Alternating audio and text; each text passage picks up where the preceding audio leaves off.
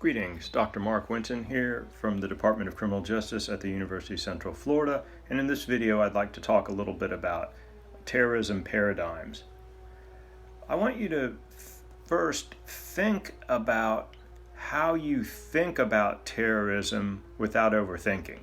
So think about how you think about terrorism without overthinking it. You're stepping outside of yourself for a moment and kind of looking at yourself from the outside. How would someone describe how you would conceptualize terrorism, define it, study it? And I think that's important to take a look at when we start looking at all the research and all the policies and all the materials that are out there, that we start looking at the different models or paradigms or ways of viewing the field and the ways we go about our business in researching terrorism. And I would ask, do we have multiple models?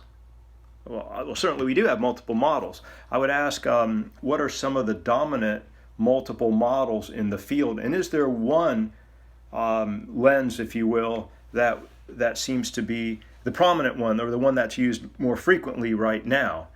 And how has all this changed over time, and what do we anticipate will occur in the future?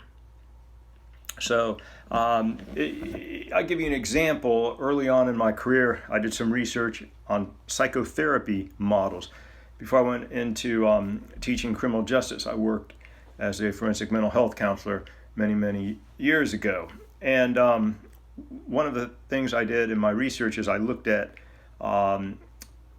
theoretical models and practices in psychotherapy over an extended period of time, and documented in journal articles the change from more of a psychological model to more of a biological behavioral model, if you will, a medical type model, and documented those changes over time and when that seemed to occur, the time period, and then made some projections for the future based on that. And I would apply that same model in that sense to terrorism studies in terms of what's out there and what is emerging, and are there situations that don't fit. And a lot of this was written about by Thomas Kuhn in his book, The Structure of Scientific Revolutions.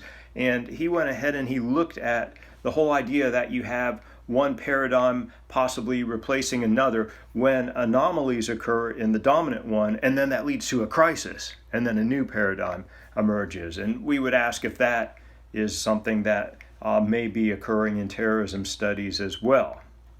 If you think back historically, what explanations were used 5 years ago, 10, 20, 30, 50 years ago, and so on. So we may have multiple paradigms or models out there, and a dominant one may have emerged. I'll let you think about that in terms of what you think might be the dominant model. And of course, we're also have to look at the different fields of study. In other words, when we're studying terrorism, are there areas that are so disjointed, or rather they're not connected or integrated?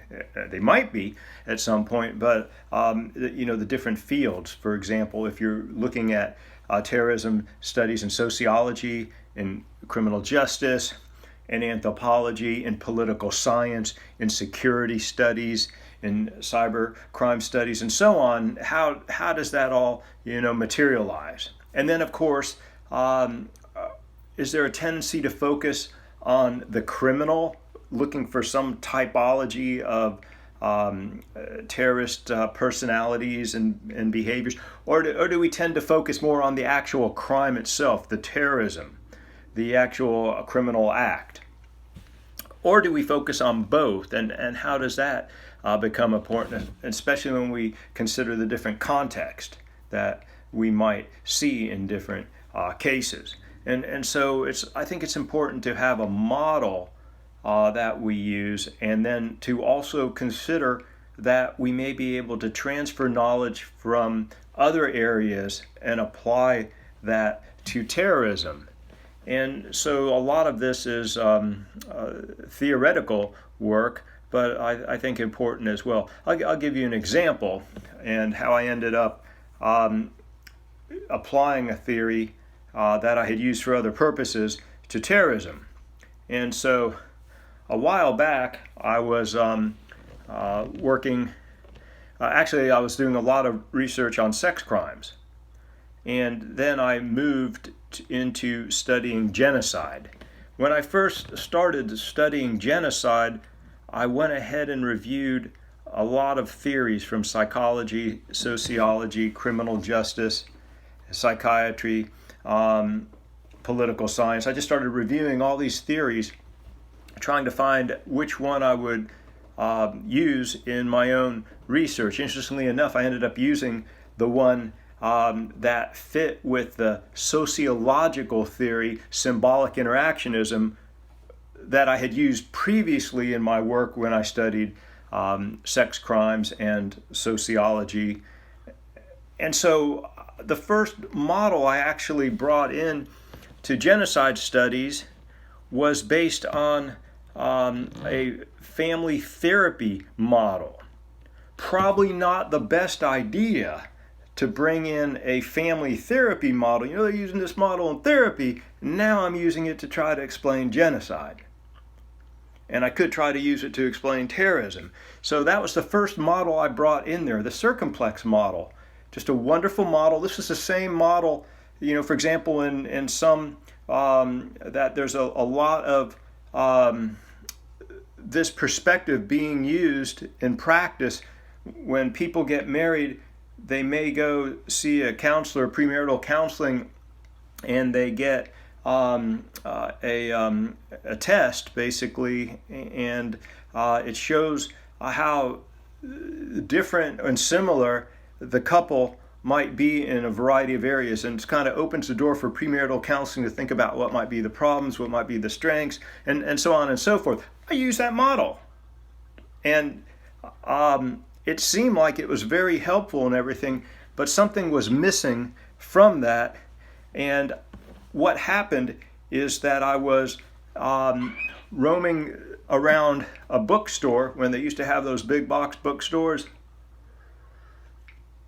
and I came across this book, Why They Kill, by Richard Rhodes, and it was about the work of Lonnie Athens, a professor who had developed violentization theory. So I read that book and it started clicking. Violentization theory, that is the theory that seems to be consistent with what I've been looking at in terms of understanding genocide. So I read several articles and books by Lonnie Athens and was actually able to talk with Lonnie Athens, and he offered support and advice and recommendations in my own research. And so I applied his theory, violentization theory, to genocide, and I dropped the family therapy perspective and just used violentization theory.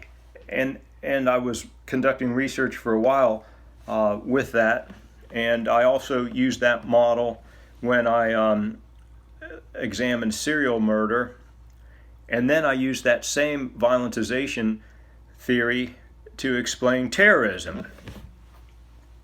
And I've been using that for quite a while now, and taking a look at how it fits and where I might add some additions and so on in that regard. And so to me it was a whole process of development and thinking and then rethinking and then translating and synthesizing and transferring into the whole area. Fortunately, there were a few articles and a book or two that offered me a lot of guidance, and that was very helpful. And now, of course, using that and thinking about, are there other things that I would add? And when does the theory work best? And are there certain areas where it might not? For example, how would this theory work to explain cyber terrorism or cybercrime. And so that's a whole nother area to look at. Now that's just one example, but there's many, many, many, many. And what I really hope is that that you start thinking about how we think about terrorism. Step back for a moment and take a look. And take a look how that translates into policy and prevention practices. And so it's an interesting feature. I also, when I talk to people and ask what I teach about, and I tell them, they offer me their perspective many times of why they think that terrorism, certain terrorist groups exist, or certain terrorist activities take place, or genocides occur, or serial murder, whatever the case might be.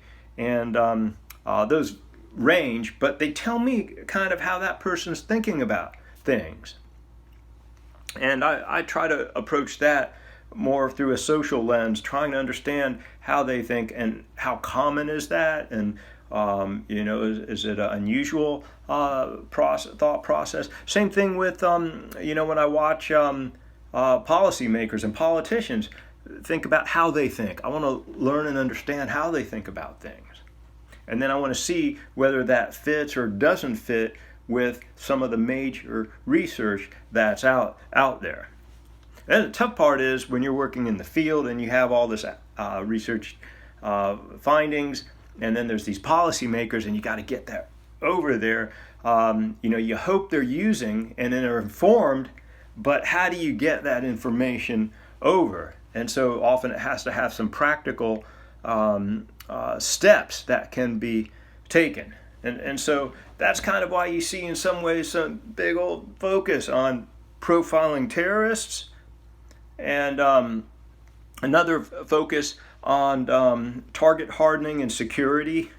And are those two totally separate areas, or are they somewhat together, or do they come together, or how are we going to work all this? And you'll see that as we progress in the course, and you start looking at policies, prevention, what's being used out there. So this really video, I could go on and on and on because I really like talking about this, but I probably have already gone on too long on this, so I'll start wrapping up. But think about how you think about terrorism, how others think about terrorism, and what models are used out there, what seems to be the dominant model used, and what changes have occurred, and what do you predict will occur in the future regarding changes, or will that existing model be replaced with a new one? And so this wraps up this video. Thank you.